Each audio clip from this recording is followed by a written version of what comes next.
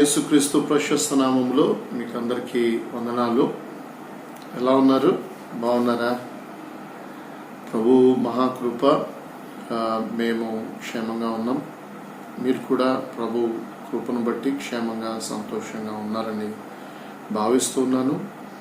మరొకసారి మీ ముందుకి ఈ వీడియో మాధ్యమంగా రావడానికి ప్రభు నాకు ఇచ్చిన ఈ అవకాశాన్ని బట్టి ప్రభుకి కృతజ్ఞతాస్తుతులు చెల్లిస్తూ మీకు మీ కుటుంబానికి తండ్రి అయిన దేవుని నుండి ప్రభు అయిన యేసుక్రీస్తు నుండి కృపయు క్షేమమును విస్తరించును గాక. పిల్లరా, మొన్నటి వరకు నేను ప్రస్తుత క్రైస్తవ సంఘంలో సమాజంలో 3 రకాల క్రైస్తవుల గురించి నేను మీతో పంచుకున్నాను. ఈరోజు నుంచి నేను క్రీస్తు సంఘం, దేవుని సంఘం లేదా కొత్త నిబంధన ప్రకారంగా యేసుక్రీస్తు ప్రభువారు కడతాను అన్న సంఘాన్ని గురించిన అవగాహనను మీ ముందు ఉంచాలని ఆశపడుతున్నాను. వాస్తవానికి సంఘం గురించి సంఘానికే తెలియకపోవడం చాలా దౌర్భాగ్యకరమైన స్థితి. పిల్లల, నిజంగా ప్రస్తుత క్రైస్తవ సంఘానికి అసలు సంఘం అంటే ఏంటో, ప్రభు దృష్టిలో ఆయన కడతానన్న సంఘం ఎలా ఉండాలో అర్థం కాలేదని చెప్పక తప్పదు. ఎందుకంటారా? ఎందుకంటే ఈరోజు ప్రస్తుత క్రైస్తవ సంఘం ఉన్న విధానం, నడుస్తున్న విధానం, వెళ్తున్న దిశ, ఇవన్నీ జాగ్రత్తగా పరిశీలన చేస్తే అసలు వాక్యానికి ఏమాత్రం సంబంధం లేకుండా కేవలం మనుషుల ద్వారా కట్టబడుతున్న సంఘాలు, సంఘ విధానాలే కనబడుతున్నాయి. వ్యక్తులు, సంస్థలు, డినామినేషన్ల ద్వారా కట్టబడుతున్న సంఘాలు, నడిపించబడుతున్న సంఘాలే కనబడుతున్నాయి. కానీ వాక్యము ద్వారా కట్టబడుతున్న సంఘాలు చాలా కొద్దిగా ఉన్నాయి. పిల్లలు, నిజంగా మీరు ఈ అధ్యయనాన్ని మీరు శ్రద్ధగా వింటే ఖచ్చితంగా మీకు ఆ వ్యత్యాసం ఏంటనేది అర్థమవుతుంది. ఎందుకంటే క్రైస్తవ సంఘం ఎలా ఉండాలో ఎవరో పుస్తకాలు రాసి మనకు నేర్పించాల్సిన అవసరం లేదు. పిల్లలు, నేను ఒకానొకప్పుడు రక్షించబడిన ప్రారంభ దినాల్లో లేదా సేవ చేస్తూ ఉన్న ప్రారంభ దినాల్లో నేను కొన్ని పుస్తకాలు చదివాను. అందులో ఒక ప్రాముఖ్యమైన పుస్తకం బహుశా మీ అందరికీ తెలిసే ఉంటుంది, పర్పస్ డ్రివెన్ చర్చ్. రిక్ వారన్ అనే ఒక ప్రాస్పారిటీ ప్రీచర్, ప్రాస్పారిటీ టీచర్ రాసేటప్పుడు అప్పటికి నాకు కూడా I didn't had that maturity. నిజంగా గొప్ప బుక్కే. ఎందుకంటే దానికి ముందు నేను పర్పస్ డ్రివెన్ లైఫ్ కూడా చదివాను. ఈ 2 పుస్తకాలు, purpose driven life, purpose driven church, 2 చదివినప్పుడు స్టార్టింగ్లో నేను కూడా I felt okay, maybe it's scriptural అనుకున్నాను, వాక్యానుసారం అనుకున్నాను. కానీ ఇప్పుడైతే నేను ఖచ్చితంగా రిక్ వారన్ని కానీ లేకపోతే ఆయన రాసిన 2 పుస్తకాలను కానీ ఎట్టి పరిస్థితుల్లో కూడా ఐ డోంట్ ఎండార్స్, నేను వాటిని సమర్థించను. ఎందుకనంటే అవి కేవలం ప్రాస్పారిటీ, భౌతిక సంబంధమైన, సంఖ్యాపరమైన, ఆర్థికపరమైన అభివృద్ధిని సూచించే పుస్తకాలే తప్ప వాక్యానుసారంగా సంఘం అంటే ఏంటి, వాక్యానుసారంగా క్రైస్తవ జీవితం ఎలా ఉండాలి అని రాసిన పుస్తకాలు అయితే ఎట్టి పరిస్థితుల్లో కాదు. మీకు ఒకవేళ రిక్వైర్మెంట్ మీద ఎటువంటి అభిమానాలు ఉంటే దయచేసి అవి మీ దురభిమానాలు అని నేను చెప్పక తప్పదు. ఎందుకంటే ఒకసారి యూ కెన్ సర్చ్, మీకు మీరే పరిశోధించండి, పరిశీలన చేయండి. నేను ఇప్పుడు మీ ముందు ఉంచబోయే సంఘం లేదా సంఘం యొక్క మాదిరి నేను ఏ పుస్తకాల్లోంచి తీసుకోలేదండి. మనకున్న ఒకే ఒక ప్రమాణం బైబిల్ గ్రంథంలో నుంచి తీసుకొని మేము ముందు ఉంచుతాను. ఎందుకంటే ప్రస్తుత క్రైస్తవ సంఘానికి, ఆదిమ క్రైస్తవ సంఘానికి, ఆధునిక సంఘానికి, క్రీస్తు ప్రారంభించిన మొట్టమొదటి సంఘానికి చాలా వ్యత్యాసం ఉంది. పిల్లలు, అసలు ఎక్కడ పొంతన పోలిక అస్సలు లేదనే చెప్తాను. ఈరోజు చాలామంది మాది అపోస్తలిక సంఘం, మాది కొత్త నిబంధన సంఘం, మాది దేవుని సంఘం, మాది అలాంటి సంఘం, మాది ఇలాంటి సంఘం అని చెప్పుకుంటున్నారు. కానీ నిజంగా వాక్యానుసారమైన ఆరోగ్యవంతమైన సంఘం ఎలా ఉండాలో ఎవరి పుస్తకాలు అక్కర్లేదు. వాక్యాన్ని పరిశోధిస్తే స్పష్టంగా దేవుని సంఘం ప్రభు కడతాను అన్న సంఘానికి మనుషులు కట్టుకున్న ప్రస్తుత సంఘాలకి ఉన్న వ్యత్యాసం క్లియర్గా తెలిసిపోతుంది. కాబట్టి నేను కేవలం మీ ముందు వాక్యాన్ని తప్ప, వాక్యాన్ని మించి కానీ వాక్యాన్ని తప్పించి కానీ ఏదన్నా మాట్లాడితే మీరు ఖచ్చితంగా నాకు ఫోన్ చేసి, లేదు బ్రదర్ మీరు ఇక్కడ తప్పు చేశారు, మీరు ఇక్కడ తప్పుగా వ్యాఖ్యానించారు, మీరు ఇక్కడ తప్పుగా కోట్ చేశారు, మిస్కోట్ చేశారని మీరు నాకు తప్పకుండా మీరు నాతో మాట్లాడచ్చు, నాకు చెప్పవచ్చు. ఖచ్చితంగా మనకు మాదిరి, మన జీవితానికి మాదిరి క్రీస్తు, సంఘాలకి మాదిరి ఆదిమ క్రైస్తవ సంఘం. క్రీస్తును తప్ప ఇంకెవరిని అనుకరించడం కానీ అనుసరించడం కానీ వ్యక్తిగత జీవితంలో మనం చేయకూడదు. అలాగే సంఘం విషయానికి వస్తే ఆదిమ క్రైస్తవ సంఘము తప్ప వాస్తవమైన అపోస్తలిక సంఘం ఎలా ఉండాలో నేను మీకు నేర్పించబోతా ఉన్నాను, మేము ముందుంచబోతా ఉన్నాను.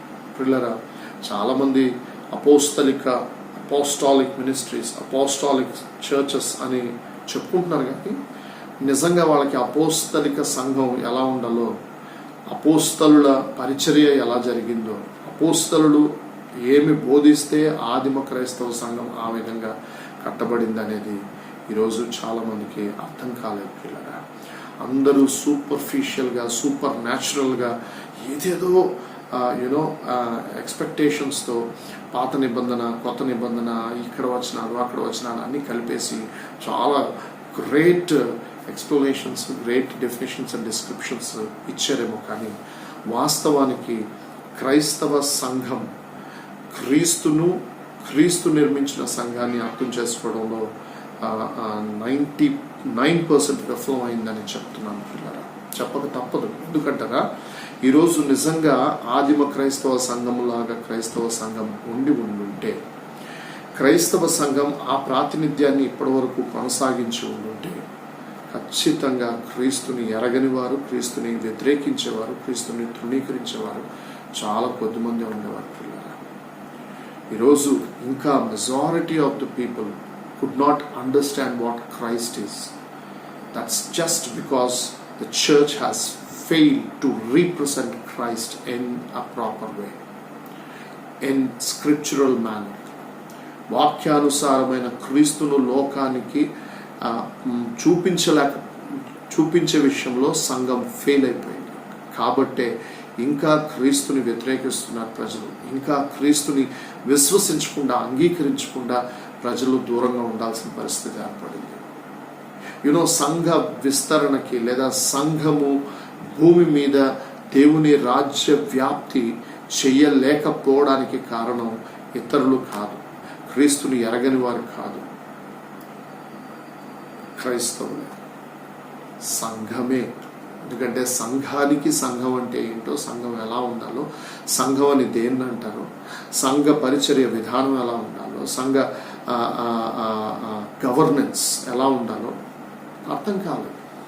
కాబట్టి ప్రభునందు ప్రియమైన దేవుని సంఘమా, మీరు నిజమైన దేవుని సంఘంలో సభ్యులా కాదా, లేదా మీరు నిజమైన క్రీస్తు సంఘాన్ని ఎరిగి ఉన్నారా లేదా? మీ సంఘం, మీరు వెళ్తున్న స్థానిక సంఘం కావచ్చు, లేకపోతే మీరు నడిపిస్తున్న సంఘాలు కావచ్చు, వాక్యానుసారంగా ఉన్నాయా లేవా అని పరిశీలన చేసుకోవడానికి ఖచ్చితంగా ఈ వీడియోస్ మీకు ఉపయోగపడతాయని నేను నమ్ముతున్నాను. దయచేసి మీ ప్రీ ఎగ్జిస్టింగ్ నాలెడ్జ్, మీకు ఇది వరకు మీ బుర్రలో పాతుకుపోయిన ఆ సిద్ధాంతాలని, ఆ వేదాంతాన్ని మొత్తం పక్కన పెట్టి మొదట మీరు ఖాళీ చేసుకుంటే ఖచ్చితంగా మీకు ఈ సత్యాలు అర్థమవుతాయి. ఎందుకంటే చెప్పన ప్రియులరా, ఈరోజు మనకున్న పెద్ద సమస్య ఏంటో తెలుసా? మనం ఆచారానికి పెద్దపీట వేస్తాం, ఆజ్ఞల్ని తుంగలో తొక్కేస్తున్నాం. ఇది ఇప్పుడు ప్రాబ్లం కాదు, ఇది యేసుక్రీస్తు భూమి మీద ఉన్నప్పటి నుంచి, ఆయన లోకంలో పరిచర్య చేస్తున్నప్పటి నుంచి ఆయనకి ఎదురైన అతిపెద్ద సమస్య అదే. మార్క్స్ వార్త 7వ అధ్యాయం 8-9 వచనాలు యేసుక్రీస్తు ప్రభువు అంటారు కదా, మీరు దేవుని ఆజ్ఞలను విడిచిపెట్టి మనుష్యుల పారంపర్యాచారాన్ని గాయపరుచున్నారు, మరియు మీరు మీ పారంపర్యాచార్యాన్ని గైకొనుట కొరకు దేవుని ఆజ్ఞను బొత్తిగా నిరాకరించరు. This is the major problem with the present church. ఆ రోజు శాస్త్రులు పరిచయాలు చేస్తున్న తప్పే ఈరోజు క్రైస్తవ సంఘ నాయకులు చేస్తున్నారు.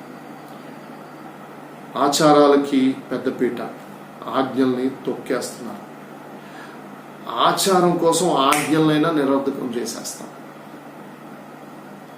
వక్రీకరించేస్తాం, వాక్యాన్ని మన ఇష్టానుసారంగా మనం ఇంటర్ప్రిట్ చేస్తాం, మనకి నచ్చినట్లు మనం వ్యాఖ్యానించేసి మన సంఘాల్లో విశ్వాసాన్ని మనం నడిపించేస్తున్నాం.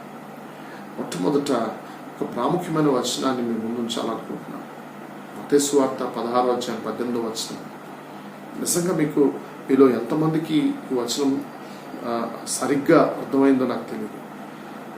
నేను వాస్తవానికి ఈ సత్యాన్ని ఎలాగా తెలుసుకున్నాను అని అంటే 2010 వరకు నేను కూడా అందరి సేవకుల్లాగా అందరి సంఘాలు నడిపిస్తున్నట్లే నేను కూడా సంఘాన్ని నడిపించుకుంటూ పోతున్నాను. కానీ ప్రభు నన్ను ఒక బ్రేక్ వేసాడు, నాకు ఒక బ్రేక్ వేసాడు.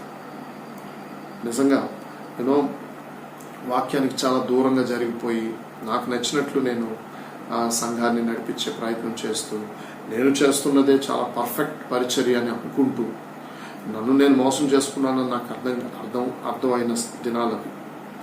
నిజంగా దేవుడు ప్రభు ఒక్కొక్క ప్రశ్న నా మనసులోకి పెడతా ఉంటే నాకు I was blown away. My mind got blown up. ఎందుకంటే నిజంగా ప్రభు ఏం కోరుకుంటున్నాడు, నేనేం చేస్తున్నాను.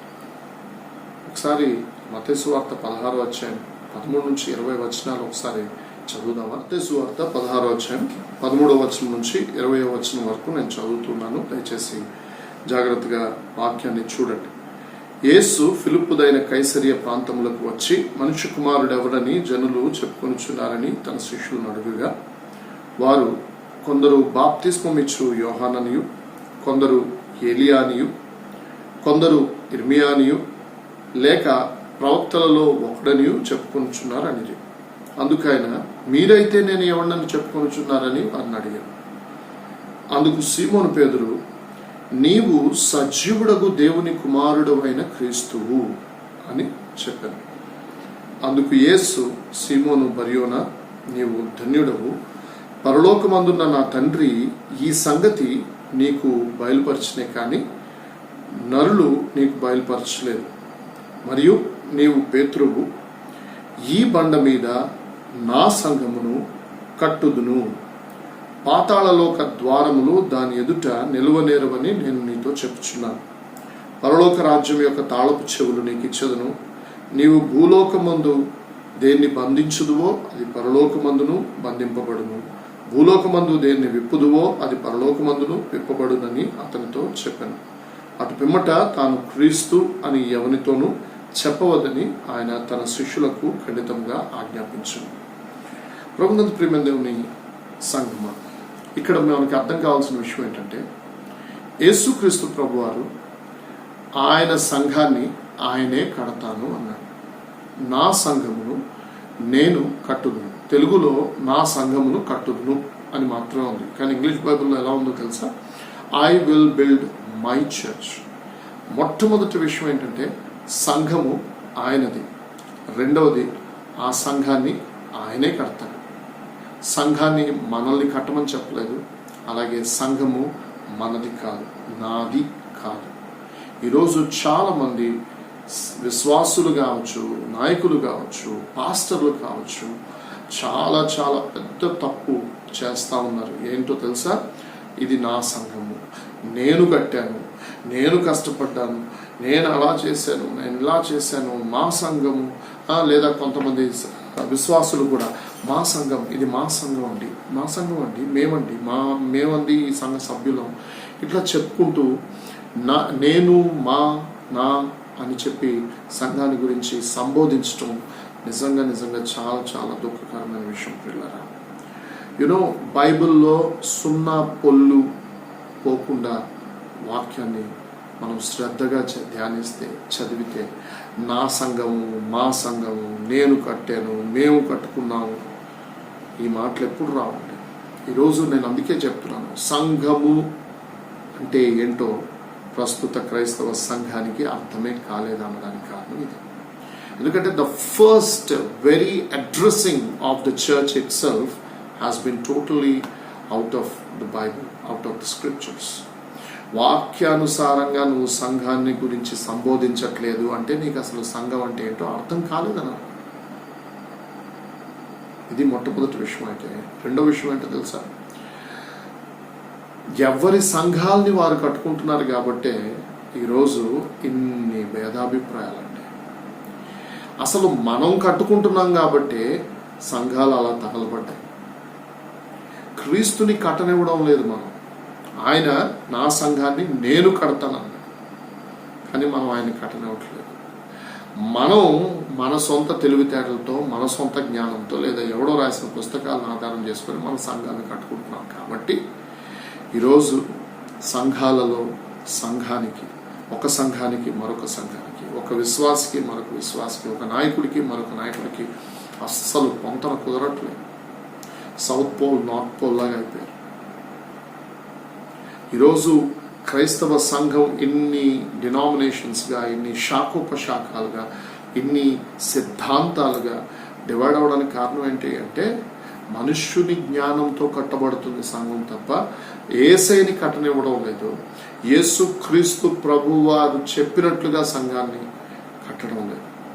ఓకే, అపోస్తలులు వాళ్ళు వాళ్ళ యేసుక్రీస్తు వేసిన పునాది మీద వారు కట్టారు అనే కాంటెక్స్లో మనం ఆలోచన చేసిన, ఎస్, వారు ఎలా కట్టారు అని అంటే క్రీస్తు దగ్గర జ్ఞానం తీసుకుని, క్రీస్తు లేదా పరలోకపు తండ్రి బయలుపరిచిన ప్రత్యక్షతలతో సంఘాన్ని కట్టారు తప్ప తన సొంత తెలివితేటలతో రక్త మాంసములు. అక్కడ సీమోను బరియోనా, నీవు ధన్యుడు, పరలోకమందున్న నా తండ్రి నీకు ఈ విషయాన్ని బయలుపరిచాడు తప్ప శరీరులు కారు అన్నప్పుడు, రక్త మాంసములు కాదు అన్నప్పుడు భౌతిక సంబంధమైన ఆలోచనలతో, తెలివితేటలతో ఈ సంఘాలు కట్టబడడానికి వీలు లేదు.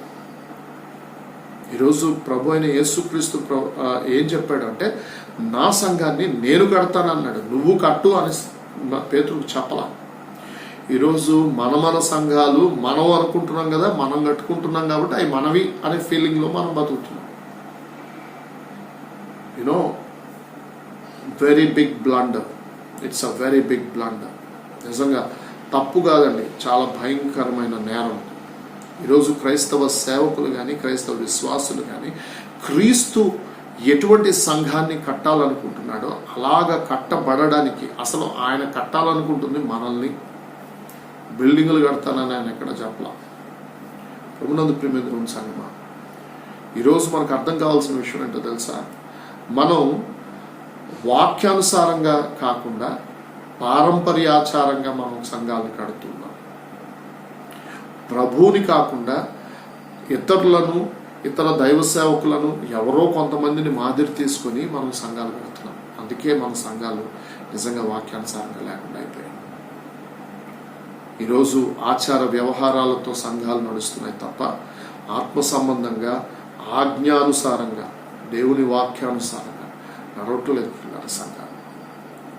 సంఘమా, మరొకసారి నేను చెప్తున్నాను, సంఘం అంటే ఏంటో తెలుసుకో. సంఘాన్ని కట్టడానికి ప్రభువుకి అవకాశం. అది నువ్వు నడిపిస్తున్న సంఘం కావచ్చు, లేదా నువ్వు వెళ్తున్న సంఘం కావచ్చు. అసలు ఆ అటెండ్ అవ్వడం, వెళ్ళడం అనే మాటే నాకు I'm really I'm getting sick of the terminology. ఆ విధమైన పదజాలాన్ని వాడడం కూడా నాకు ఇష్టం లేదు. ఎందుకంటే సంఘానికి సంఘం అంటే ఏంటో అర్థమైతే, మేము చర్చికి వెళ్తాము, చర్చిలో ప్రార్థన జరుగుతుంది, చర్చిలో దేవుడు ఉంటాడు, చర్చికి వెళ్ళేటప్పుడు నీ ప్రవర్తన జాగ్రత్త చూసుకోవాలి. అసలు ఈ టైప్ ఆఫ్ అండర్స్టాండింగే shallow understanding. Church has lost its essence. Church has lost its definition. సంఘం నిర్వచనాన్ని కోల్పోయింది. సంఘం తన గురించి తనకు అర్థం కాకుండా అయిపోయింది. మనం ఏంటో, సంఘం ఏంటో మనకే, క్రైస్తవులుగా మనకే అర్థం కాకపోతే క్రీస్తుకు లోకం ఎదుట ఏం ప్రాతినిధ్యం వహిస్తాం? యూనో, భూమి మీద యేసుక్రీస్తుకి ఏకైక ప్రతినిధిగా సంఘాన్ని స్థాపించాడు. యేసుక్రీస్తు సిలువలో చేసిన బలియాగాన్ని లోకానికి ప్రచురము చేయడం కోసం సంఘం ఉంది. అసలు ఆ సంఘానికి నేను ఎందుకున్నాను, అసలు సంఘంగా మమ్మల్ని ఎందుకు ఈ లోకంలో దేవుడు పెట్టాడు అనేది మనకే అర్థం కాకపోతే, సంఘానికే అర్థం కాకపోతే ఇంకా మనం క్రీస్తుని లోకానికి ఏమి అందిస్తాం? అందువల్లనేనండి, the major hindrance for the gospel, for the kingdom of God is not spreading is the church itself. The church doesn't understand what church is. The church doesn't represent true essence of Christ. కాబట్టి ఈరోజు క్రైస్తవ సంఘం అధోగతిలో ఉంది. క్రైస్తవ సంఘం పూర్తిగా దిశ తప్పిపోయి ప్రయాణం చేస్తూ ఉంది. పిల్లరా, సరే, వాక్యాన్ని మనం జాగ్రత్తగా చూస్తే ఆదిమ క్రైస్తవ సంఘం యొక్క మాదిరిని మనం పరిశీలన చేస్తే నిజంగా ఈరోజు మన ప్రస్తుత క్రైస్తవ సంఘం ఎలా ఉంది అనేది మనకు అర్థమవుతుంది. సరే, మొట్టమొదట మనం దీన్ని ఇలా ప్రారంభిద్దాం. అసలు సంఘం అనేది దేవుణ్ణి లోకానికి బయలుపరిచే ఒక సాధనం అని మనం అనుకుంటే, సంఘం యొక్క భావం మరియు దాని బాధ్యత విషయంలో సరి అయిన అవగాహన లేకపోతే దేవుని రాజ్య సువార్త వ్యాప్తికి అదే పెద్ద ఆటంకం అయిపోతుంది. కాబట్టి సంఘం అంటే ఏంటో, దేవుని చిత్తానుసారమైన సంఘం ఎలా పనిచేయాలో తెలుసుకోవటం చాలా అవసరం. ఒక వ్యక్తి యేసుక్రీస్తుని విశ్వసించినప్పుడు, అంటే నమ్మి బాప్తిస్మం పొందినప్పుడు, అతడు క్రీస్తు సహవాసంలోనికి వచ్చేటప్పుడు ముఖ్యంగా 3 మార్పులు చోటు చేసుకుంటాయి. అవేంటి అనంటే, మొట్టమొదటిది, ఆ వ్యక్తికి దేవునితో సమాధానం ఏర్పడుతుంది, దేవునితో సమాధానం వస్తుంది. ఇంకా విషయం ఏంటంటే, అసలు దేవునితో సమాధాన పడ్డామా మనం? ఎఫెసీయులకు రాసిన పత్రిక 2వ అధ్యాయం 11 నుంచి 22 వచనాలు మీరు చదవండి. అక్కడ చాలా క్లియర్గా మన పూర్వస్థితి ఏంటి, మన ప్రస్తుతం ఏంటి అనేది చెప్తాను. ఇజ్రాయేలీలు, అన్యులు వీరిరువురిని యేసుక్రీస్తు ప్రభువారు సిలువలో పొందిన ఆ మరణము ద్వారా, యేసుక్రీస్తు ప్రభువారి సిలువ బలియాగం ద్వారా ఎలాగ సమాధానపరిచాడు, ఎలాగ దేవునితో సమాధాన పరిచాడు, అలాగే ఎలాగ ఇజ్రాయేలీలు, అన్యులు సమాధానపడ్డారు. అలాగే వీరిరువురు కలిసి ఈరోజు దేవుని ఇంటిలో ఎలాగ సభ్యులుగా చేర్చబడ్డారు, ఈరోజు అసలు దేవునికి నివాస స్థలంగా ఎలాగ కట్టబడుతున్నారు అని చాలా స్పష్టంగా, నీట్గా వివరించడం జరుగుతుంది. ప్రభునందు ప్రియమైన బిడ్డలారా, ఆ లేఖన భాగాన్ని మీరు ఖచ్చితంగా చదవండి. మొట్టమొదట ఒక వ్యక్తి యేసుక్రీస్తుని నమ్మిన తర్వాత మొదటిది దేవునితో సమాధానం వస్తుంది. రెండవది, తన జీవితంలో మార్పు వస్తుంది.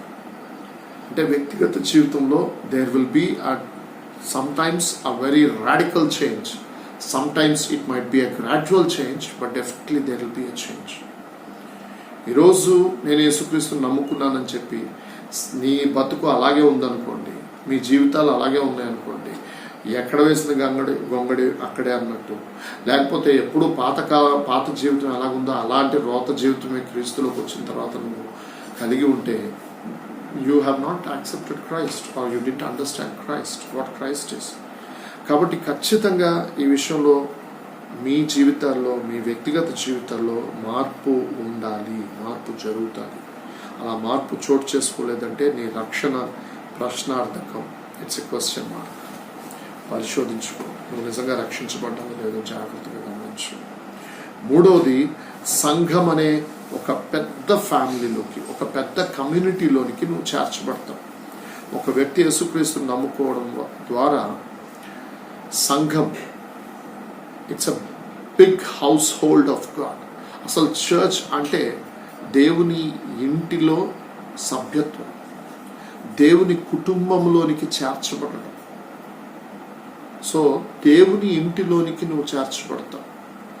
కాబట్టి చర్చ్ అనే అండర్స్టాండింగ్ నీకు అర్థం కాకపోతే అసలు యేసుక్రీస్తు నమ్ముకోవడానికి, యేసుక్రీస్తుని వెంబడించడానికి అసలు అర్థం లేకుండా పోతుంది పిల్లలు. కాబట్టి ఈ 3 రకాల మార్పులు ఒక వ్యక్తిలో చోటు చేసుకుంటే, సువార్త ద్వారా ఒక ఆత్మను అంటే ఒక వ్యక్తిని ప్రభు కోసం మనం సంపాదించడం అనేది ఎలాంటిది అంటే ఒక శిశువుకి జన్మనివ్వడం లాంటిది. కాబట్టి రక్షింపబడిన తర్వాత ఒక నూతనంగా అప్పుడే పుట్టిన శిశువు ఆ కుటుంబంలోనికి చేర్చబడినట్లు దేవుని సంఘంలోనికి చేర్చబడతాడు. కాబట్టి ఆ నూతనంగా వచ్చిన ఆ శిశువుని ఆ కుటుంబం అంతా కలిసి ఎంతో ప్రేమగా సాదుకొని పోషించి పెద్ద చేయడం ఎలా జరుగుతుందో అలాగే ఒక కొత్త ఆత్మ, ఒక తిరిగి జన్మించిన వ్యక్తి, యేసుక్రీస్తునందు విశ్వాసం ఉంచి మారు మనస్సు పొంది రక్షింపబడిన వ్యక్తి సంఘం అనే కుటుంబంలోనికి, it's a big family of God, it's a household of God. నేను ముందు దీని గురించి మీకు వర్ణిస్తాను. అలాంటి ఫ్యామిలీలోనికి చేర్చబడి ఫ్యామిలీలో ఒక పెద్ద సభ్యుల అంటే పెద్ద కుటుంబం ద్వారా లేదా ఒక ఎక్స్టెండెడ్ ఫ్యామిలీ ద్వారా he will be nurtured in to the likeness of Christ. క్రీస్తుకు కలిగిన సంపూర్ణతకు సమానమైన సంపూర్ణతకి ఆ వ్యక్తిని దిగింపజేసేది సంఘం. సో ఆ వ్యక్తి అటువంటి పరిపక్వతలోనికి రావాలి అంటే సంఘానికి మొదట సంఘం అంటే ఏంటో తెలియాలి, దాని బాధ్యత ఏంటి, సంఘం యొక్క రెస్పాన్సిబిలిటీ ఏంటి, సంఘం యొక్క పని ఏంటి, ఫంక్షన్స్ ఏంటి, ఇవన్నీ తెలుసుకోవడం చాలా ప్రాముఖ్యం పిల్లలు. సంఘం యొక్క బాధ్యతను గురించి మనకి చాలా తప్పుడు అభిప్రాయాలు ఉన్నాయి. ఈ తప్పుడు అభిప్రాయాలు ఏం చేస్తున్నాయంటే అసలు విశ్వాసుల ఎదుగుదలను, దేవుని రాజ్య విస్తరణని ఆటంకపరుస్తూ ఉంది. ఇప్పుడు సంఘం గురించి మనం సరిగ్గా అర్థం చేసుకోకపోవడం వలన ఫస్ట్ ఒక వ్యక్తి పరిపూర్ణమైన క్రీస్తు శిష్యుడు కాలేకపోతున్నాడు. అసలు ఒక మాటలో చెప్పాలంటే సువార్తనే సరైనది ప్రకటించబడట్లేదు, సరైన శిష్యత్వం జరగట్లేదు, ఒక వ్యక్తి యేసుక్రీస్తుని నమ్మకంగా వెంబడించే శిష్యునిగా మారట్లేదు, ఒక వ్యక్తి క్రీస్తు స్వారూప్యంలోనికి ఎదగకుండానే కేవలము ఒక ట్యాగ్ తగిలించుకుంటున్నాడు, I have become a Christian, నేను క్రైస్తవుడిని, మా అమ్మ నాన్న నమ్ముకున్నారు వాళ్ళ కథలు నేను కూడా చర్చికి పోతున్నాను, ఐ బికమ్ అ క్రిస్టియన్, మా తాతల ముత్తాతల నుంచి క్రైస్తవులు, నేను ఆటోమేటిక్గా క్రిస్టియన్ అయిపోయాను. ఈ టైప్ ఆఫ్ అండర్స్టాండింగ్లోనే ఉన్నాం కానీ నిజంగా వాక్యానుసారమైన క్రైస్తవుడువా కాదా, నీ రక్షణ వాక్యానుసారంగా జరిగిందా లేదా, అసలు నీలో నిజమైన మారు మనస్సు ఉందా, మారు మనస్సుకు తగిన ఫలాన్ని నువ్వు ఫలిస్తున్నావా, ఇలాంటి అనేక ప్రశ్నలకి జవాబులు చర్చ్ ఇవ్వాలి, సంఘం ఇవ్వాలి. ఒక వ్యక్తికి వీటన్నిటిని గురించిన బోధ చేసి ఆ వ్యక్తిని క్రీస్తు స్వారూప్యంలోనికి తీసుకురావాల్సిన పరిపూర్ణమైన రెస్పాన్సిబిలిటీ చర్చ్కు ఉంది. కానీ ఆ సంఘానికే సంఘం అంటే ఏంటో తెలియకపోతే ఇంక ఇవన్నీ ఎక్కడ చేస్తుందండి. కాబట్టి ప్రభునందు ప్రియమైన దేవుని బిడ్డలారా, ముందు ఈ అధ్యయనంలో అసలు సంఘం అంటే ఏంటి, సంఘం అనేది అసలు ఎలా, ఆదిమ క్రైస్తవ సంఘం ఎలా పనిచేస్తుంది, సంఘ నాయకులు ఎలా ఉండాలి, సంఘ నాయకత్వం ఏ విధంగా వాక్యానుసారంగా ఉండింది, అప్పుడు సంఘంలో అసలు ఆ పరిపాలన, వాక్యానుసారమైన పరిపాలన ఎలా జరగాలి, అలాగే సంఘం యొక్క ఆర్థిక విధానం ఎలా ఉండాలి, ఇలాంటి అనేక విషయాల గురించి నేను స్టెప్ బై స్టెప్ నేను బోధించబోతున్నాను. కాబట్టి ప్రియులారా, I request all of you to please watch these videos and share these videos to your friends and family members. ఒక మాట నేను ఇక్కడ చెప్పాలనుకుంటున్నాను. I don't have any financial motives behind this. YouTube ద్వారా ఈ వీడియోస్ చేస్తే ఏవో డబ్బులు వస్తాయి least bothered about all that. నాకు ఏం అవసరం లేదు. నేను ఒకటి చెప్తున్నాను, కనీసం నన్ను ప్రశంసించకపోయినా కూడా ఐ నాట్ ఫీల్ అప్రిషియేషన్ కూడా నేను మీ నుంచి కోరట్లేదు. వాక్యానుసారమైన విషయాలు అర్థం చేసుకుని, ఒకవేళ మీకు అది వాక్యానుసారం అని మీలో పరిశుద్ధాత్మ దేవుడు ఉండి మిమ్మల్ని తడితే ఖచ్చితంగా మీరు మారండి. అనేకులకు ఈ వీడియోస్ని షేర్ చేయండి. అందరూ కలిసి వాక్యానుసారమైన సంఘంగా మార్చబడదాం. మన భవిష్యత్తు తరాలకి వాక్యానుసారమైన సంఘం అంటే ఏంటో చూపిద్దాం పిల్లారా. ఎందుకంటే ఈరోజు సంఘము తన ఉనికిని, తన ఔన్నత్యాన్ని, తన అందాన్ని కోల్పోయింది. Yes, it has lost its beauty. సంఘం తన అందాన్ని కోల్పోయింది. ప్రభు ఏ సంఘం కోసం అయితే మరలా రాబోతున్నాడు, మచ్చ ముడత అటిది మరి ఏదియు కళంకం ఏదియు లేని సంఘం కోసం ఆయన రాబోతున్నాడు. ఆ సంఘం ఆయనకి మనం అందించాలి. ఒకవేళ ఇప్పుడు కూడా మనం ఇంకా సంఘం అంటే ఏంటో తెలుసుకోకపోతే, ఇప్పుడు కూడా మనకి సంఘం అంటే ఏంటో అర్థం కాకపోతే, క్రీస్తు లేని క్రైస్తవ్యం భవిష్యత్తులో చూడాల్సి వస్తుంది. అలాగే వధువు సంఘం భయంకరంగా చెరపట్టబడుతుంది. The bride will be ruined by false preachers and teachers. ఇప్పటికే చాలా ఎక్కువ సంఘాన్ని ఇష్టానుసారంగా ఎక్స్ప్లాయిట్ చేసేసారు ప్రియులారా ప్రస్తుత నాయకులు, ప్రస్తుత నాయకత్వం. కారణం ఏంటో తెలుసా? వాళ్ళదొకటే కాదండి తప్పు, మీది కూడా, మీలో ప్రతి ఒక్కరిది కూడా. ఎందుకంటే వాక్యాన్ని పరిశోధించట్లేదు. చదువు సంధ్యలు తెలివితేటలు ఉన్నవాళ్ళు కూడా గుడ్డిగా కొంతమందిని వెంబడిస్తూ వాళ్ళ సంఘాలే వాక్యానుసారం అని అనుకుంటూ కొమ్ము కాస్తూ సంఘాన్ని క్రీస్తుకు కాకుండా వ్యక్తులకు, సంఘాన్ని క్రీస్తుకు కాకుండా సంస్థలకు కట్టబెడుతూ they are playing with the church. Stop playing with the church. దయచేసి మిమ్మల్ని బ్రతిమాలుతున్నారు. సంఘం గురించి సరి అయిన అవగాహన పొందుకొని వాక్యానుసారంగా ఈ సంఘ విధానాన్ని ముందు తరాలకి, భవిష్యత్తు తరాలకి మనం అందించే ప్రయత్నం నేను చేస్తున్న ఈ ప్రయత్నంలో నాతో పాటు మీరు కూడా సహకరించాలని ప్రభు పేరిట నేను మిమ్మల్ని అందరినీ మనవి చేస్తూ ఈ వీడియో ఇక్కడితో నేను ముగిస్తున్నాను. నెక్స్ట్ వీడియోలో సంఘం అంటే ఏంటో, సంఘం వాక్యానుసారంగా ఎలా ఉండాలో అనే విషయాల్ని ఒక్కొక్కటి మనం పరిశీలన చేసుకొని ముందుకు వెళ్దాం. అప్పటి వరకు ప్రభు కృప మీకు అందరికీ తోడుగా ఉండను గాక. షాలోమ్.